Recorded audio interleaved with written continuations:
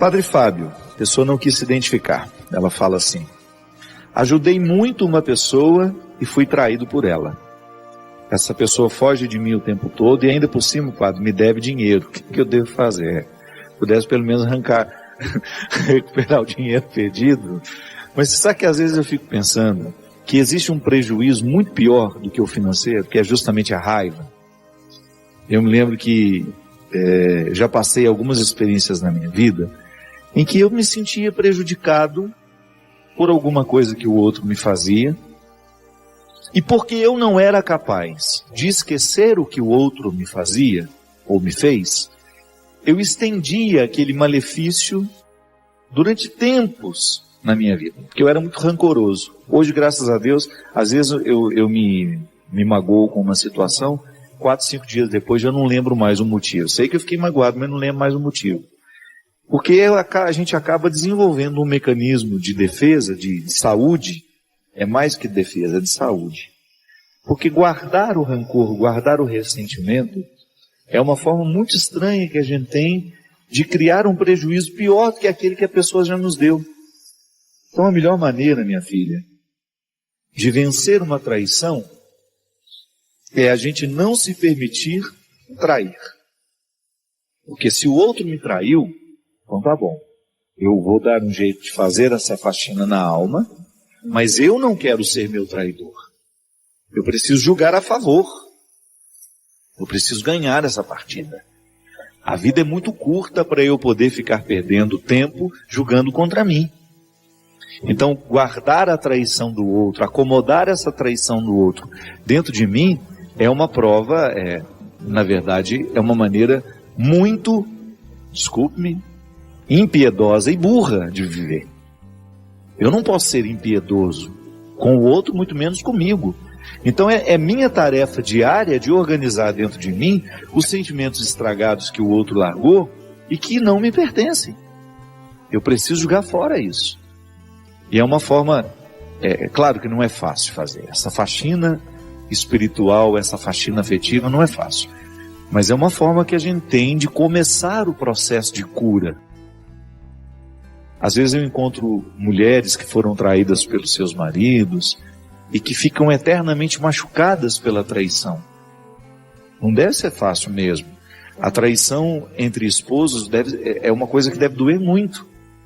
Porque é uma fidelidade que é quebrada, é uma confiança que é colocada em questão. O que machuca mais nem é o fato do outro ter dormido com a outra, ou a outra ter dormido com o outro, não. É o ser enganado. É aquela quebra de confiança. Isso é que dói. E quando essa quebra de confiança se estabelece, pode deixar marcas profundas naquele que foi traído. E ali iniciar uma outra forma de traição. Tá bom, o marido te traiu. Isso aconteceu. Agora você não pode se trair. Você não pode alimentar em você sentimentos que sejam contrários à edificação, à sua edificação pessoal. Então precisa colocar um remédio, digamos assim, neste processo para acelerar essa inflamação, para jogar fora aquilo que está te machucando. E o perdão é a única forma que nós temos de expulsar do coração todo sentimento que possa ser contrário a nós. Perdoar, minha gente, é uma demonstração de inteligência. É religioso? Mas é também uma demonstração de inteligência, de astúcia. Porque quando você perdoa, você liberta o seu coração do sentimento que o oprime. Guardar mágoa é coisa de gente burra, que está movida por uma burrice, que às vezes é temporária ou às vezes pode durar a vida inteira. Reter mágoas, como se aquilo fosse algo precioso, é uma demonstração de escolha infeliz. De burrice mesmo. Tanta palavra não. Toda vez que eu recolho a mágoa e coloco essa mágoa num destaque dentro do meu coração, outra coisa eu não estou fazendo senão ser do burro. Porque nenhum benefício ela me traz. Nunca vi na minha vida uma pessoa ser beneficiada pela falta de perdão, pela mágoa guardada. Então, perdoar a pessoa não significa trazê-la de volta, não significa restabelecer o vínculo, não. Porque às vezes a gente tem consciência de que a distância é a melhor maneira de se estabelecer a cura e o respeito. Agora, não adianta nada manter a pessoa distante se você traz ela para dentro de você todos os dias através da mágoa. Então é preciso varrer o coração, jogar a mágoa, e depois você vai até saber vivenciar melhor o distanciamento que foi necessário para a cura do sofrimento. Eu desejo que você, nas suas lutas, você tenha sempre o direito e a possibilidade de retirar os seus excessos, para você ter diante dos seus olhos a sua verdade fundamental, sem exageros, só você. E a partir disso, você reencontrar o caminho da vida. Obrigado pelo seu carinho, pela sua atenção, e que Deus abençoe muito você. Que Deus derrame sobre o seu coração, sobre a sua casa, sobre a sua vida, a disposição que caracterizou o coração de Nossa Senhora, para que, exemplo dela, a gente também possa ser um cristão de verdade, levando sempre Jesus no colo, para apresentá-lo àqueles que ainda não o conhecem. Derrame sobre nós a bênção do Deus Todo-Poderoso, Pai, Filho e Espírito Santo. Amém. E hoje, motivado pela viagem da Terra Santa, que hoje é a primeira oportunidade que eu tenho de estar com vocês, depois de ter pisado no solo, o mesmo que viu Jesus crescer, talvez uma das experiências mais bonitas que nós podemos viver como pessoas, que é justamente a gente conhecer a pessoa a partir da geografia. A gente ter a possibilidade de visitar a terra de Jesus, assim como a gente ter a possibilidade de visitar a terra de um grande amigo. Você olha para aqueles lugares onde ele cresceu, os lugares que certamente ele frequentou, as coisas que encantaram os seus olhos, que encheram os seus olhos. De alguma maneira a gente começa a conhecer um pouquinho mais o amigo da gente.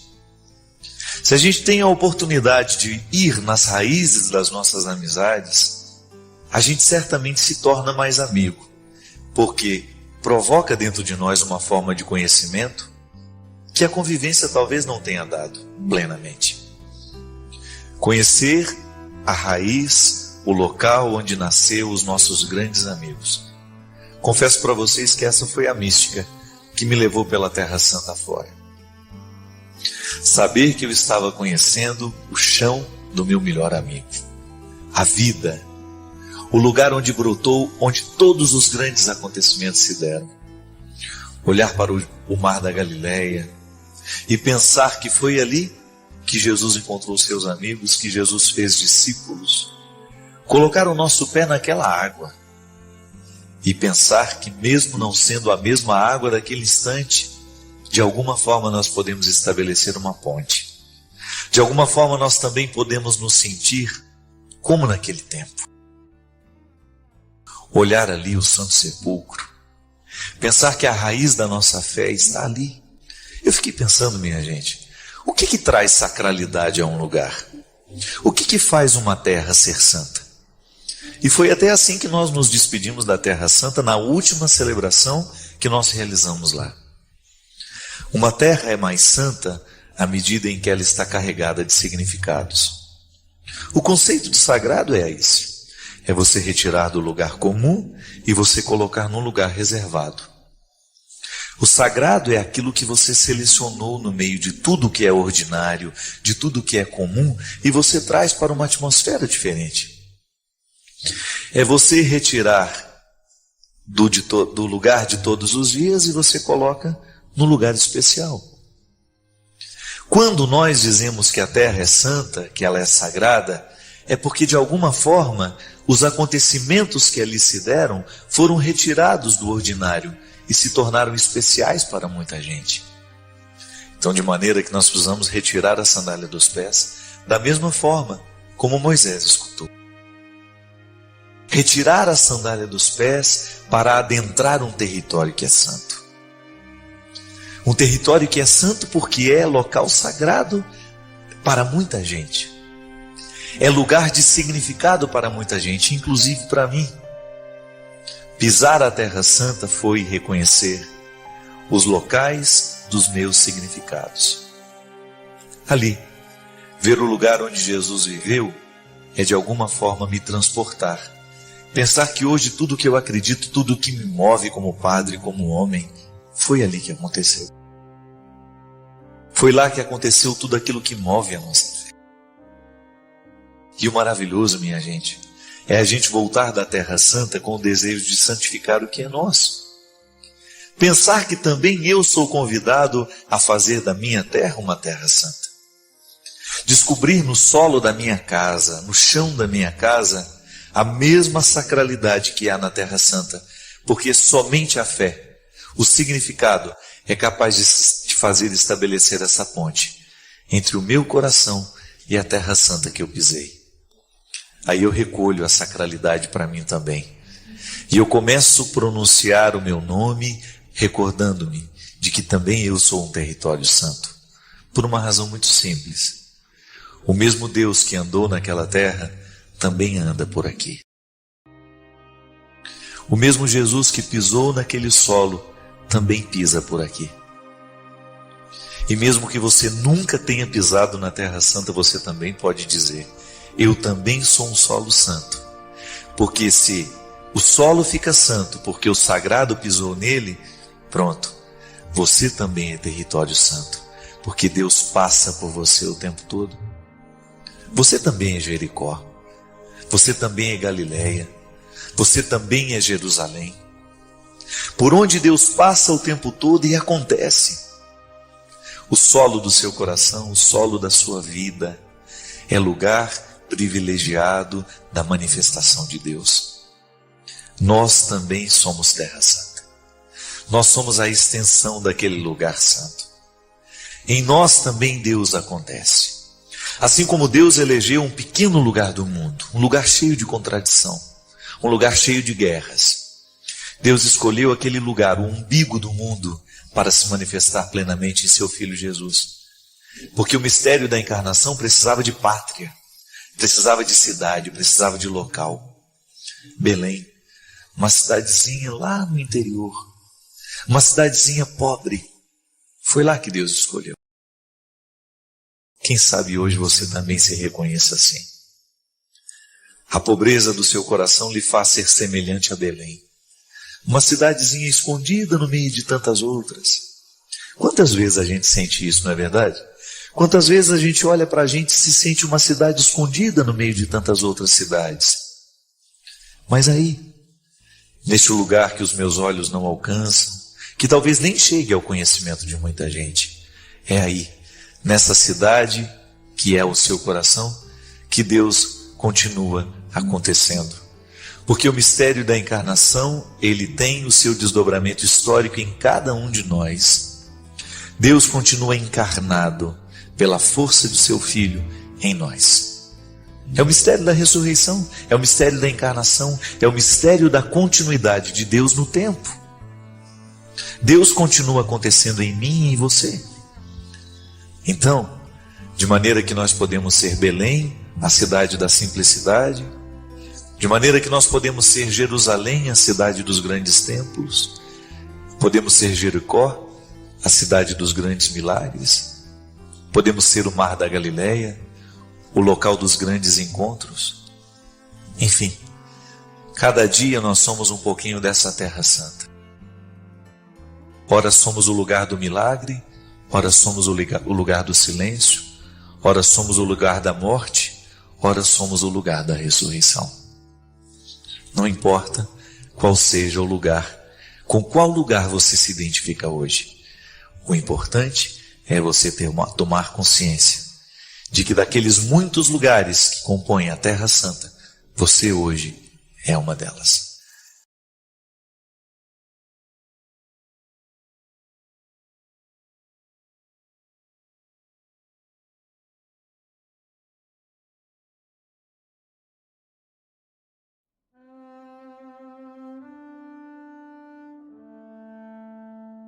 Padre Fábio, tenho uma dúvida. Para São Paulo, Adão personifica a humanidade caída e Cristo personifica a humanidade redimida. Já que Adão personifica a humanidade desobediente, pecadora e que morre, Deus só podia resolver o problema da carne pecaminosa enviando seu Filho em total solidariedade e identidade com a humanidade na sua existência sob os poderes do pecado e da morte. Pela desobediência de um só homem, todos se fizeram pecadores. E do mesmo modo, pela obediência de um só, que é Jesus Cristo, que veio para nos salvar do pecado, todos se tornarão justos. Pergunta: por que então continuamos nascendo com o pecado? Sei do batismo, mas se Jesus morreu para nos libertar, não éramos para nascer sem o pecado original? Padre, eu sou católica, amo minha religião e sou a favor de todos os sacramentos, mas tenho essa dúvida. Por gentileza, esclareça-me. Pergunta inteligente, né? Da Silvia. Silvia, na verdade, nós pertencemos à linhagem de Adão. Nós somos humanos. Nós não somos o Criador, nós somos criaturas. Porque somos criaturas, nós trazemos a marca daquele que é o símbolo, digamos assim, a origem de toda a fragilidade. Adão, né, que é o homem que vem do barro, está em mim. Então eu tenho a dimensão crística, sim, porque a redenção de Jesus lavou a mim, lavou o Christian, lavou a todos nós. Nós estamos todos sob o influxo da graça salvífica de Cristo. Mas essa graça salvífica de Cristo, ela precisa ser compreendida de duas formas. Na teologia, o meu querido mestre João Padre Quinot, ele dizia, a salvação é para nós dom e tarefa. Significa que é um dom, eu não preciso fazer nada para receber, o sacrifício de Cristo me concede, mas ela é uma tarefa, porque eu sou uma criatura vulnerável ao pecado. Talvez a dificuldade de compreensão seja em nós dizermos que uma criança já é pecadora. É aí que talvez esteja a grande dificuldade em compreender o pecado original. Na verdade, aquela criança, ela tem a marca do pecado, mas ela ainda não cometeu nenhuma prática pecaminosa. Ela tem a marca do pecado dentro dela, mas quando é que ela vai pecar a primeira vez na vida? Já parou para pensar nisso? A igreja nos diz que é pecado quando eu tenho liberdade, consciência e matéria grave. Então, se constitui um pecado com esses elementos. Uma criança, um recém-nascido, por exemplo, ela não faz absolutamente nada que seja livre, consciente, escolhido por ela. Concorda comigo? E nenhuma matéria grave. Agora, quando nós dizemos que essa criança é pecadora, é porque ela traz em si essa fragilidade original. E quando nós a batizamos, nós mergulhamos essa criança no dom da salvação que Jesus nos oferece. Mas isso não é uma mágica. Batizou, tal salvo. Não. Volto a dizer, a salvação é dom e é também tarefa. É para a gente ter o que fazer ao longo da vida com essa salvação que nos foi dada. Aqui no início do programa, Silvia, nós dizíamos que o cego Bartimeu ficava à beira do caminho. Ele estava à beira do caminho porque ele era cego, ele não sabia prosseguir, ele não tinha condições de prosseguir. E este estar à beira do caminho é muito significativo para nós que vivemos a dinâmica da salvação. Quando eu sou batizado, eu recebo todas as possibilidades da salvação. Todos os favores do Cristo me foram dados, mas eu preciso desenvolvê-los. É por isso que a gente leva no batismo pai e mãe e padrinhos. São justamente aqueles que vão se comprometer pela criança naquilo que a criança ainda não é consciente. Tá bom, nós estamos mergulhando essa criança nas águas do batismo, ela está recebendo a vida salvífica de Cristo, ela está sendo salva, mas nós a ajudaremos no desenvolvimento dessa salvação. Na tomada de posse do grande presente que hoje ela está recebendo. Então é por isso que a vida cristã, que começa no batismo, ela vai iniciar em nós o florescimento dessa semente que nos foi dada. Então, da mesma maneira como uma semente é jogada no chão, ela precisa ser cultivada para ela tornar-se todas as possibilidades que estão ali dentro dela. Não é assim? O batismo é a mesma coisa. Eu estou recebendo a salvação em mim. Tá bom, mas padre, mas Jesus já nos salvou? Sim, mas Ele não vai me salvar. A salvação não vai desconsiderar o meu processo humano. A salvação que Jesus me oferece, ela vai pedir a minha resposta. Porque se então nós compreendêssemos que a salvação de Jesus não vai pedir uma resposta humana, a gente pode fazer o que quiser da vida, mas aí eu corro o risco de passar a minha vida inteira sem buscar o melhor de mim, porque já estou tranquilo com aquilo que já me foi oferecido. É igual o filho de pai rico, né? Que não aprende a trabalhar porque confia na riqueza do pai. Não, na vida cristã não pode ser assim. Eu sou rico, mas eu aprendo a trabalhar.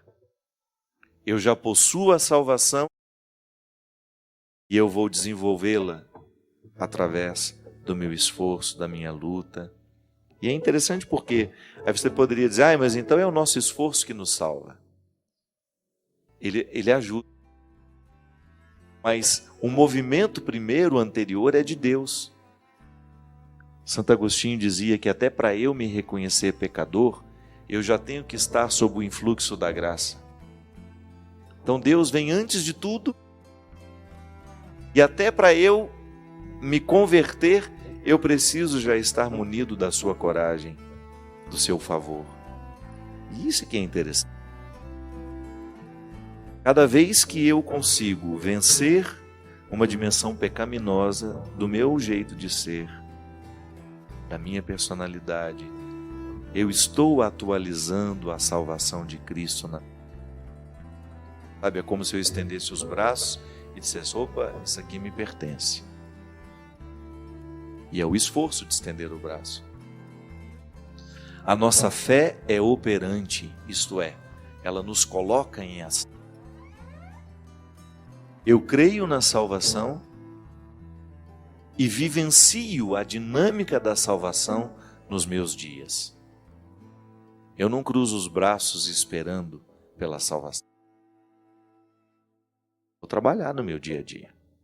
Eu vou lutar por uma vida virtuosa. Vou lutar diariamente para que o dom que me foi dado se manifeste. O que é interessante, minha gente, que a igreja nos ensina as duas dimensões da salvação. Nós falamos de uma salvação escatológica, isto é, após a minha morte, após a sua morte. Nós acreditamos na eternidade e acreditamos que essa nossa parceria com Deus, claro que tem sempre a primazia dele, a ação primeira é sempre dele, a ação primeira e última é dele.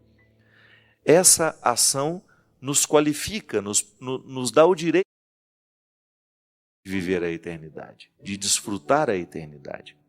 Mas a gente também tem que pensar na dimensão histórica da salvação. Quando eu opto pelo Evangelho, eu qualifico a minha vida aqui na terra. Eu tenho muito mais condições de ser feliz por causa do Evangelho do que se não tivesse. Então, é uma experiência de salvação acreditar em Jesus, porque Jesus só me pede coisa boa. Ele me salva da minha miséria quando eu penso como Ele pensa. Sabe? Isso é muito interessante. Eu tenho muito medo de um discurso religioso que nos faça desejar a eternidade sem pensar na satisfação de ser quem a gente é aqui. Não posso fazer um discurso alienante que só prepare as pessoas para a vida após a morte. Não. Eu acho que isso é até uma consequência natural de uma vida bem vivida aqui. Preciso recrutar todas as qualidades da minha personalidade. Preciso vencer todos os obstáculos que são próprios do meu temperamento. A salvação, ela vai se manifestar de maneira diferente, de acordo com a história de cada um de nós. Tem gente que tem mais facilidade de ser generoso, está no DNA dela. E quando eu falo DNA, não estou falando só da genética, não. Cresceu num ambiente solidário, cresceu aprendendo a ser solidário, teve uma educação boa para esse aspecto, motivada, teve bons exemplos dentro de casa. Há pessoas que não. Há pessoas que nascem num contexto onde a generosidade é escassa. É claro que essa pessoa vai ter muito mais dificuldade de tornar-se generosa do que aquela que começou desde cedo a ter lições de generosidade ao seu lado. Esse é o DNA que eu falo. As influências que nós tivemos, as pessoas que tiveram autoridade sobre nós, tudo isso influencia na nossa capacidade de adquirir e desenvolver virtudes. Então, o Christian, ele tem a luta pessoal dele ali para ser cristão, e essa luta do Christian é diferente da minha, porque nós somos duas pessoas diferentes. Pode ser que o Christian tenha muita mais facilidade do que eu de vencer os defeitos, por causa da história. E é por isso que é interessante que Deus conta tudo isso. Deus é justo, Deus é misericordioso, Deus é amoroso. Deus enxerga aquilo que nós não enxergamos. E por isso que é tão perigoso a gente ficar dizendo você está salvo, você está condenado, por causa do estilo de vida que a gente consegue ver. Quem garante que aquele estilo de vida ali, que aquela pessoa está vivendo, é o máximo que ela conseguiu? Quem nos garante que aquela pessoa teria condições de ir além do que já foi? Porque faltou instrumental humano ao redor. Tantos criminosos se tornaram criminosos justamente porque lhes faltaram oportunidades de serem melhores. É por isso que a gente tem que travar a nossa língua para os julgamentos, viu? O mistério humano é muito mais profundo do que nós imaginamos. A coisa mais fácil que tem é a gente olhar para o outro e fazer um julgamento dele. Mas a gente não sabe o que o levou a ser daquela forma. Os condicionamentos sociais e até mesmo os determinismos genéticos. Sim, nós temos algumas determinações genéticas. Pessoas que têm uma facilidade à violência, porque geneticamente trazem isso. A ciência já consegue falar disso, já consegue nos explicar isso. E o discurso religioso não pode desconsiderar as descobertas científicas acerca do ser humano. Nós fazemos um discurso para humanos, nós estamos fazendo um discurso sobre nós. Se esse discurso religioso não considera as questões humanas, ele é alienante, ele é desnecessário. E o pior, ele se torna desacreditado. Então eu, por exemplo, para eu me tornar cristão, eu posso ter desafios diferentes dos seus. Porque nós somos duas pessoas diferentes. Pode ser que você tenha condicionamentos que eu não tenho, pode ser que eu tenha condicionamentos que você não tem. E é por isso que eu preciso ter paciência com você e você comigo. É por isso que eu preciso lhe respeitar e você me respeitar. Agora, o nosso respeito será sempre motivador. Eu, como cristão, sendo seu irmão, que nunca lhe vi, e sendo padre para você nessa noite que você me dá o prazer de ser, ao dividir comigo uma dúvida sua, eu ter a oportunidade de entrar aí na sua mente, no seu coração, e lhe falar alguma coisa sobre o pecado original e você, de repente, colocar credibilidade naquilo que eu estou lhe dizendo, nós nos auxiliamos nas conquistas da salvação. O programa de direção espiritual mesmo nós comemoramos aqui há pouco tempo 10 anos, São 10 anos promovendo a salvação na vida das pessoas através da reflexão. E nós acreditamos nisso mesmo. Nós temos muitos defeitos. Mas Deus ultrapassa todos eles e age de maneira poderosa na vida de quem nos assiste. Quantas pessoas foram libertadas enquanto assistiam o programa de direção espiritual de situações pecaminosas, de condutas pecaminosas, de pensamentos pecaminosos. Então ali, aquele pecado original que está em mim, que está em você, em todos nós, ele perde a sua força porque houve uma ação salvífica em nome de Jesus. Então a gente recruta todas as forças do Cristo e atualiza em nós. Não é fantástico, Silvio? Aí a gente modifica essa visão pessimista que às vezes a gente tem de nós mesmos. A gente precisa pensar que Deus não perde a oportunidade. Toda e qualquer oportunidade que Ele tem na nossa vida, Ele nos arranca da beira do caminho. Porque Ele nos quer caminhando. Ele nos quer desbravando horizontes, construindo um futuro feliz. Sim, a ação de Deus na nossa vida é sempre nos despertar para que a gente tenha coragem de sair da beira do caminho. Vamos caminhar, vamos buscar um futuro melhor para nós.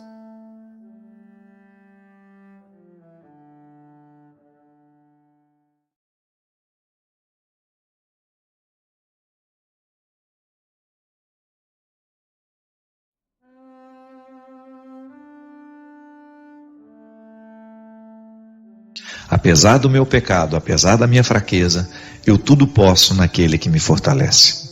Todas as fraquezas de Adão estão presentes dentro de mim, eu as reconheço no meu dia a dia. Sou ciumento, sou possessivo, sou egoísta, sou mentiroso, sou desonesto.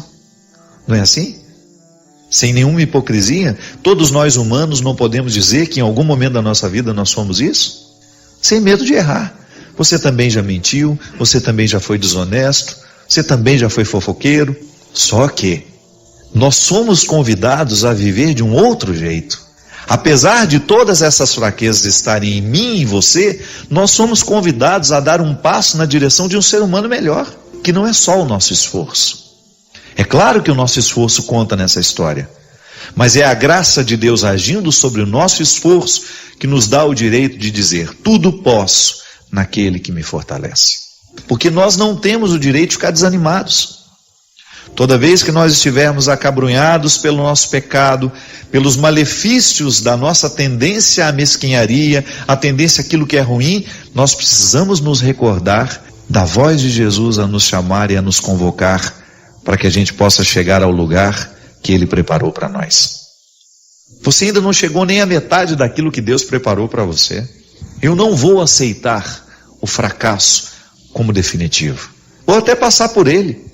Porque sou filho de Adão, eu ainda tenho as marcas do pecado em mim, então é natural que eu venha fracassar. Mas no momento em que essa força de Adão me puxar para este fracasso, eu vou me recordar da força de Cristo me ajudando a significar todas as minhas quedas.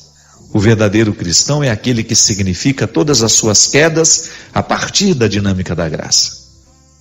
Eu posso até cair, eu posso até vacilar, mas vai ser apenas uma oportunidade para um recomeço.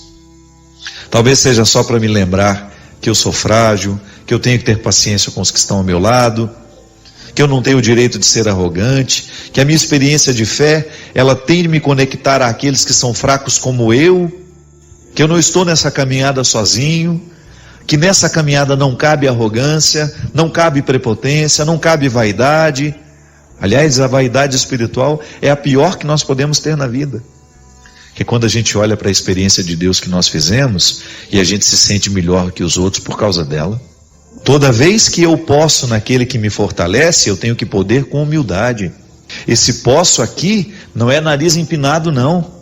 Esse tudo posso aqui é um tudo posso totalmente radicalizado na simplicidade, na humildade. Esse tudo posso é muito diferente daquele que tem o poder e que se sente poderoso por isso. que se sente especial pelo poder que tem. Então, ao dizer, tudo posso naquele que me fortalece, eu tenho que naturalmente me recordar de que a simplicidade é que me move nesse poder. E que é o serviço que me faz cada vez mais poderoso. Eu tudo posso, mas eu tenho tudo poder com simplicidade, com humildade. E assim a gente vai buscando esse lugar que Deus preparou para nós. Esse lugar de excelência, né? Esse lugar onde nós teremos a oportunidade de desfrutar o conforto de ser quem a gente é. O conforto de ser quem a gente é. Às vezes a gente passa uma vida inteira para encontrar o lugar da gente no mundo. Às vezes a gente passa muito tempo investindo em sonhos, em projetos, estudando isso, estudando aquilo, tudo porque a gente só quer isso. A gente gostaria de chegar no momento da nossa vida e poder dizer, encontrei o meu lugar no mundo.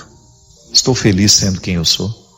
Pode até você pode até ter variações, mas você sabe que você está no lugar certo. É isso que Deus faz com a gente. Quanto mais nós permitimos que Ele entre na nossa vida, maior é a clareza que Ele vai nos dando de estarmos ou não no lugar certo. E esse tudo posso, esse poder de Deus em nós, vai nos movendo para a conquista deste lugar. É como se você estivesse reforçando todo o seu sistema imunológico para você poder enfrentar todas as adversidades da vida, todas as dificuldades que são próprias da vida, para que você chegue ao lugar que Deus preparou para você. A gente encontra muita gente infeliz na vida. O que é a infelicidade? É aquela sensação de estar desperdiçando a vida do jeito errado. Muita gente assim. Por quê? Não sei, talvez pela pressa de escolher, e às vezes nem sempre escolhemos com sabedoria, por faltar profundidade na nossa maneira de olhar para a vida, por nos faltar reflexão. Muitos erros a gente comete porque nos falta reflexão. O fato é que existem muitas pessoas hoje infelizes, precisando de remédio para dormir, para acordar, para comer, para isso, para aquilo. Muitas pessoas insatisfeitas com a vida que estão levando, machucadas demais, que não estão vivendo o conforto de dizer, eu estou no lugar certo. Encontro muita gente que não está podendo dizer que já encontrou o seu lugar no mundo. Nós que somos cristãos acreditamos que o nosso lugar no mundo é aquele que Deus preparou para nós. Quando você olha para um jovem que está drogado, definitivamente não é o lugar que Deus preparou para aquela pessoa.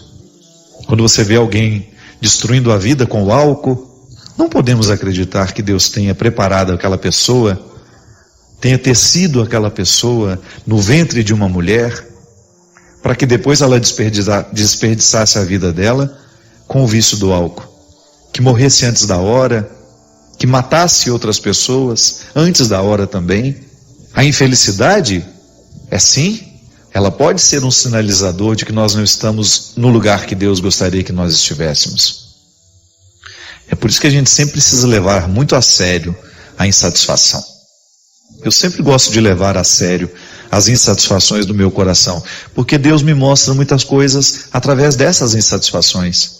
Quando eu me sinto inadequado, quando eu sinto que alguma coisa está desconfortável para mim, eu preciso prestar atenção nesse desconforto, porque às vezes é a partir dele que eu reencontro o meu caminho, ou que eu começo a caminhar na direção de uma estrada que eu sei que é minha, de um lugar que eu sei que é meu, porque todo esforço vale a pena, minha gente.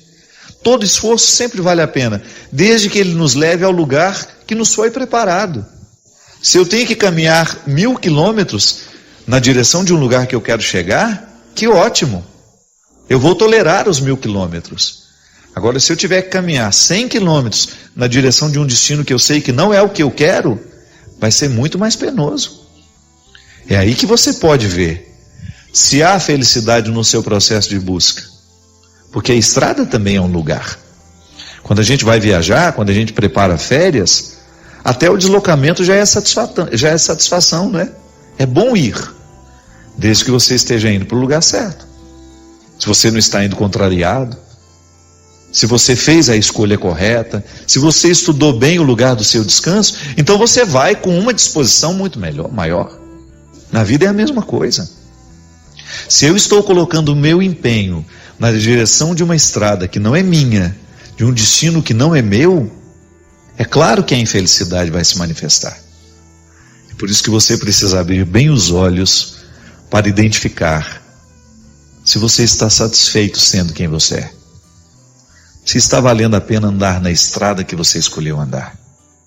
E nunca é tarde para mudar, viu?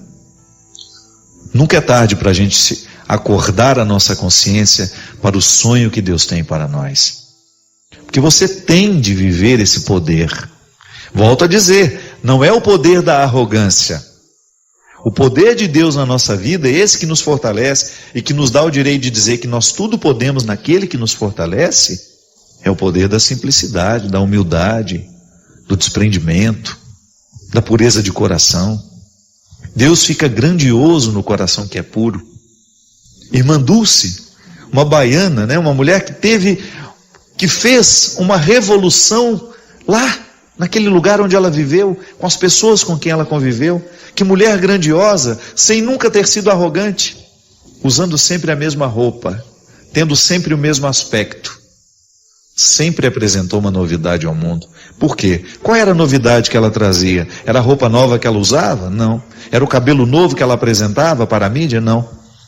O que Irmã Dulce apresentava de novo ao mundo era um coração incansável. Uma capacidade de amar os pobres incansável. Uma capacidade de apresentar Jesus de maneira concreta.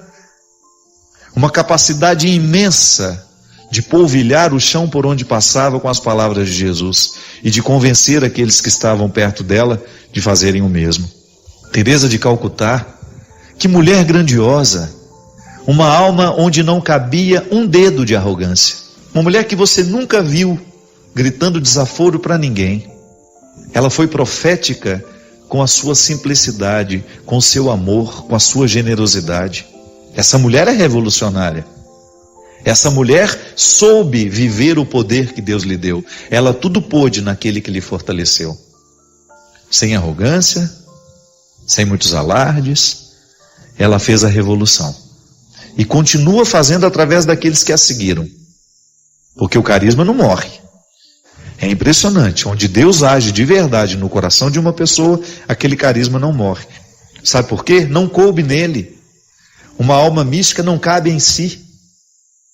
Um coração verdadeiramente convertido ao Evangelho não vive sozinho. Ele jamais vai querer se vangloriar daquilo que fez. Ele vai dividir a responsabilidade de que esse carisma não morra. Isso é um sinal de que Deus está aqui. É quando Ele não amarra tudo nele. É quando Ele quer que cresça através dos outros. Ele não quer que o Evangelho pare. Isso é alma mística, isso é alma grandiosa. E nós precisamos aprender o tempo todo. Porque eu, você, nós aí nas nossas paróquias, como nós somos mesquinhos, como nós queremos amarrar as coisas em nós. Nós precisamos pensar que o outro é o nosso companheiro de viagem. Deus nos ajuda a poder através dele. Por isso que é tão bom você ter pessoas competentes ao seu lado, aí na sua comunidade. Não fique com inveja não, fique orgulhoso de saber que Deus suscita gente mais competente que você. Eu fico muito feliz quando eu vejo um pregador muito mais competente do que eu, porque ali Deus está agindo, e tudo que eu quero é isso. Eu não faço outra coisa, eu quero que Deus aconteça no seu coração, eu quero que o Evangelho aconteça no mundo. Tudo que eu faço, tudo que eu vivo é para isso. Eu quero um mundo melhor a partir do Evangelho. Tem os meus erros, tem as minhas fragilidades, mas eu não perco isso de vista. Então, quando existe um padre competente fazendo esse trabalho bonito, lá numa paróquia que nunca é noticiada pela televisão, num padre que nunca vai aparecer na televisão. Oh meu Deus, o meu ministério está conectado ao dele. Você padre que me assiste agora, que talvez nunca tenha tido a oportunidade de pegar um microfone para falar na televisão. Deus é grande em você. E toda vez que você convence um coração de que ele tudo pode naquele que o fortalece, nós estamos unidos. Nós estamos unidos, nós estamos conectados. A alma mística da igreja, a alma mística do Cristo está nos ajudando a vencer o Adão que está em mim, que está em você. Quando você, feliz pelo resultado alcançado, não se vangloria, mas deita a sua cabeça no travesseiro, feliz, satisfeito, saber que a missão está sendo cumprida, E você renova dentro do seu coração o compromisso de amanhã fazer ainda mais um esforço para que o Evangelho aconteça no coração do mundo. É aí o poder de Deus, o lugar, esse lugar privilegiado, o coração de Deus, acontece de maneira muito natural em nós e através de nós.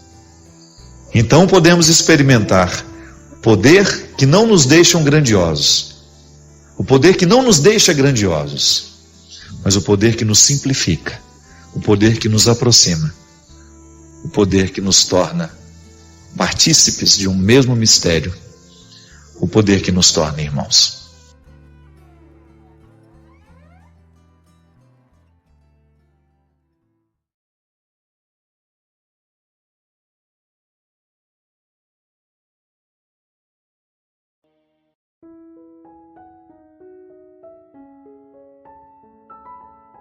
Inaugurando este tempo especial na nossa vida, tempo da Quaresma, oportunidade feliz que nós temos de viver e intensificar a nossa conversão. Eu gosto de compreender a conversão como uma volta que nós fazemos a Deus, que naturalmente nos faz voltar a nós mesmos. Pode observar, boa parte dos pecados que nós cometemos,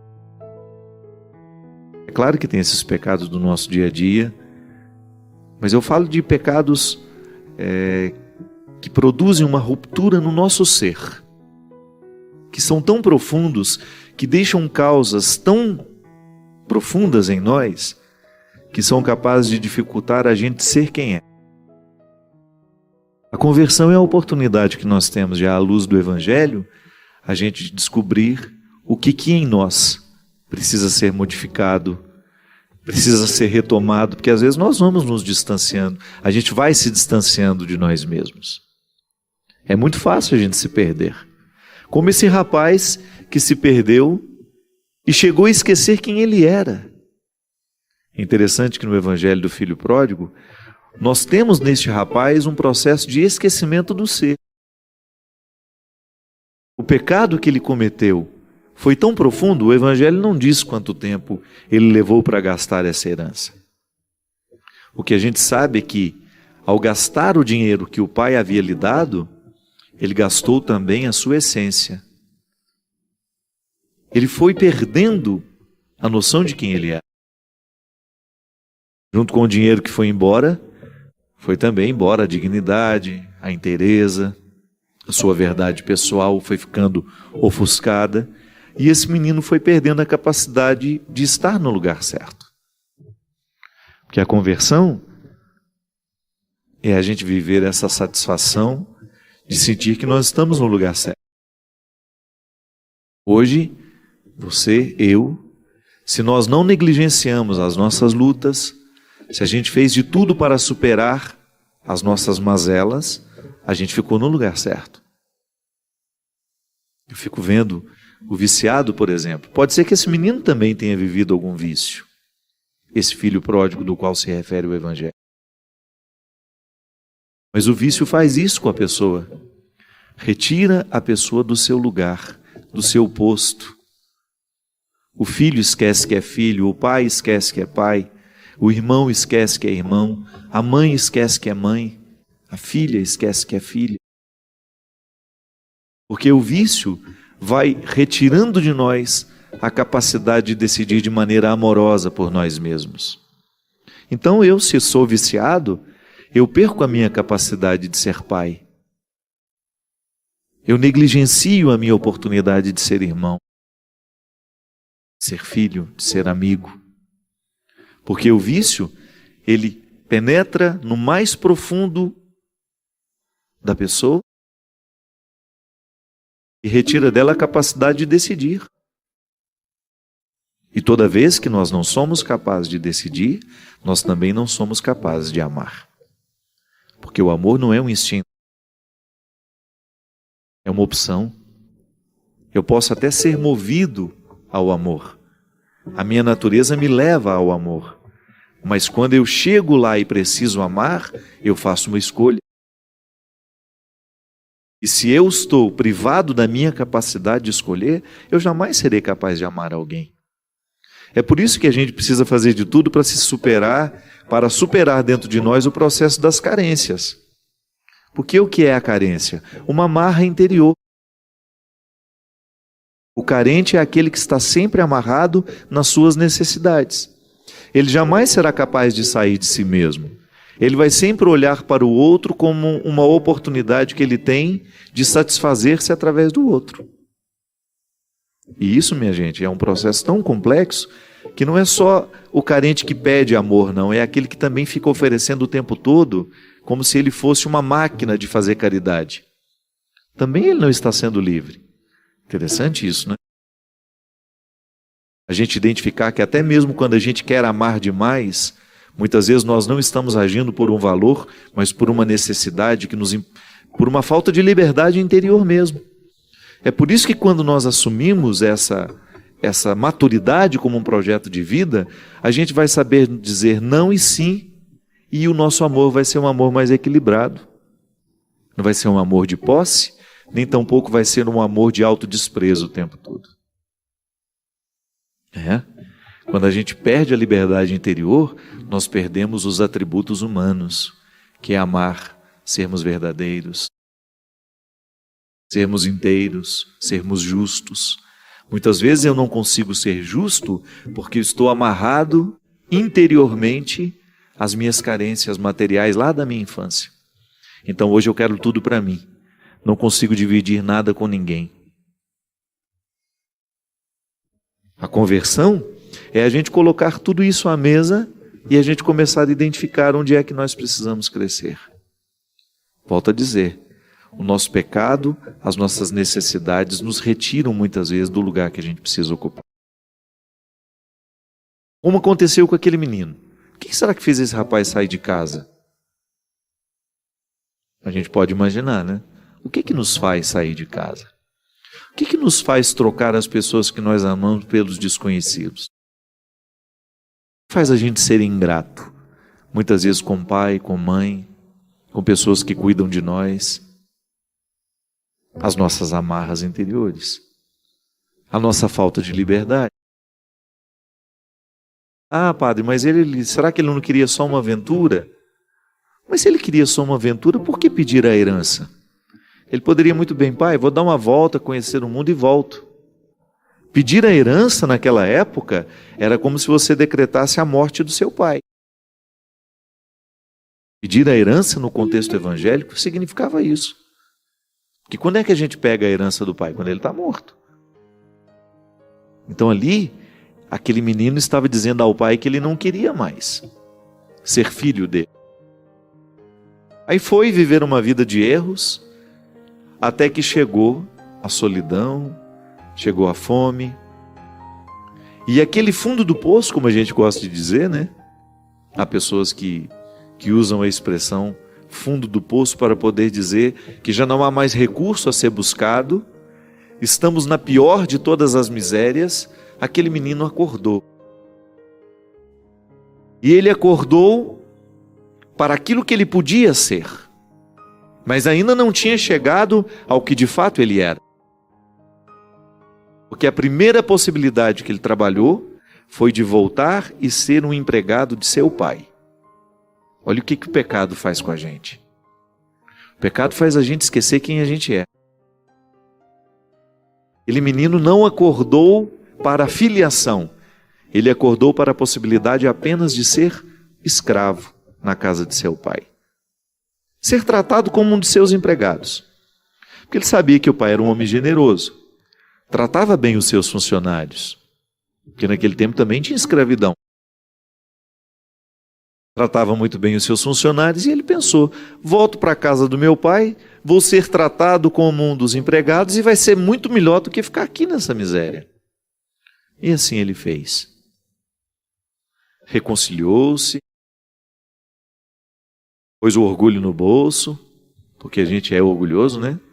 Depois de tentar uma vida e isso não dar certo, a gente ter coragem de ir lá, olhar nos olhos daqueles a quem a gente magoou, a quem a gente traiu, não deve ser fácil. Graças a Deus eu nunca precisei passar por essa situação. Mas esse menino precisou colocar o orgulho no bolso e foi lá. Só que ele não teve nem tempo de formular o discurso que havia preparado para o pai, pedindo ao pai que o tratasse como um dos empregados. A música fala de maneira muito sofisticada, muito poética. Nem deixaste-me falar da ingratidão. Morreu no abraço o mal que eu fiz. Sabe por quê? Para o pai, nada havia modificado. Como disse o Papa Francisco no seu livro, o nome de Deus é misericórdia. Ali aquele homem era pura misericórdia. Que é justamente a misericórdia é um movimento de um coração que não se prende ao erro cometido do outro. A misericórdia é essa oportunidade que nós temos de acomodar a miséria do outro dentro de nós. Não para nos tornar mais miseráveis do que nós somos, não. É para curar essa miséria dentro de nós. A miséria do outro só pode ser curada através do amor que nós amamos. O outro deixa de se sentir miserável quando nós lavamos a miséria dele no amor que nós podemos oferecer. O outro só pode deixar de ser miserável quando nós o abraçamos com o nosso olhar. Eu gosto de dizer isso, né? Antes de braços que abraçam, o primeiro abraço é do olhar. Porque a gente se sente rejeitado não é com a palavra que o outro diz. A gente se sente rejeitado primeiramente é com o olhar que o outro nos oferece. Não adianta nada você dizer ao outro seja bem-vindo se o olhar não disser a mesma coisa. E naquele momento, o menino foi abraçado pelo olhar do pai.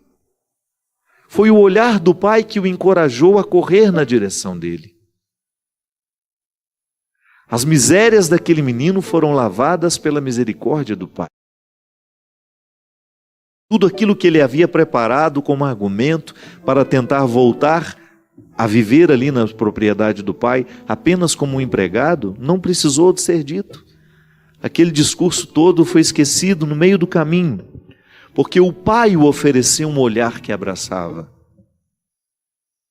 Minha gente, começar a quaresma acreditando que nós temos o olhar misericordioso de Deus para lavar todas as nossas iniquidades é tão confortável, é tão motivador.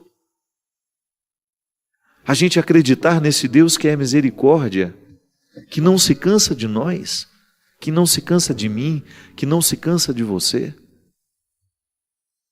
Acreditar que essa nossa miséria, porque todos nós nos sentimos miseráveis, basta a gente ser verdadeiro. Se você é verdadeiro, se você olha para a sua vida, para a sua realidade, para as suas atitudes, pensamentos, você sabe que você é miserável. Nós ainda hospedamos tantas coisas ruins dentro de nós, no nosso temperamento. Nós ainda somos injustos, nós ainda somos mentirosos, nós ainda somos infiéis. Tudo isso nos coloca numa condição de miseráveis. Mas acreditar que a misericórdia de Deus lava essa miséria, transforma essa miséria, e que este tempo de quaresma é um tempo especial para os miseráveis. Sejam bem-vindos todos os miseráveis, que este tempo litúrgico é preparado para nós. Todas as liturgias celebradas de manhã, de tarde, de noite, seja a liturgia da palavra, seja a liturgia eucarística, a liturgia das horas, que é essa oração oficial da igreja, tudo vai girar em torno do pecador que se arrepende de seus pecados.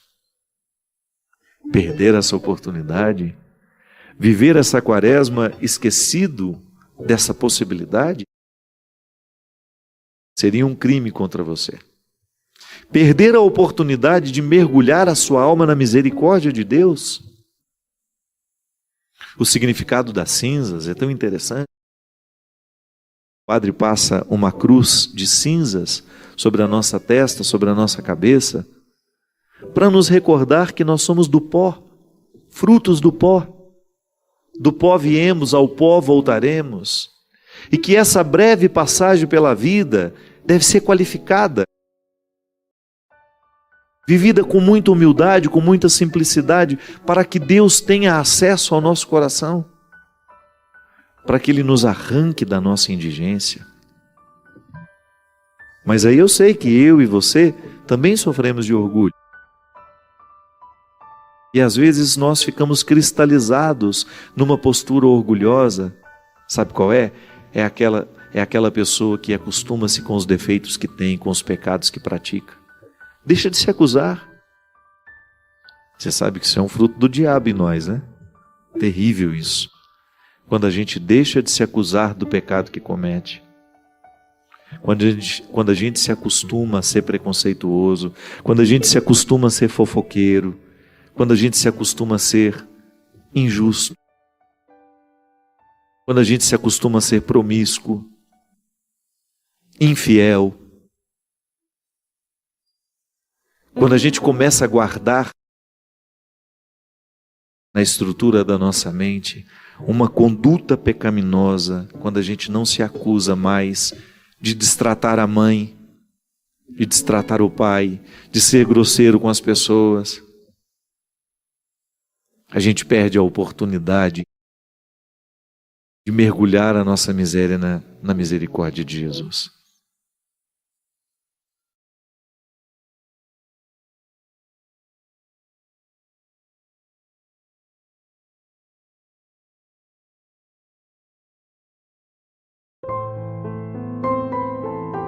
Dê o like, comente e compartilhe para alcançar mais pessoas. Registre o seu pedido de oração nos comentários.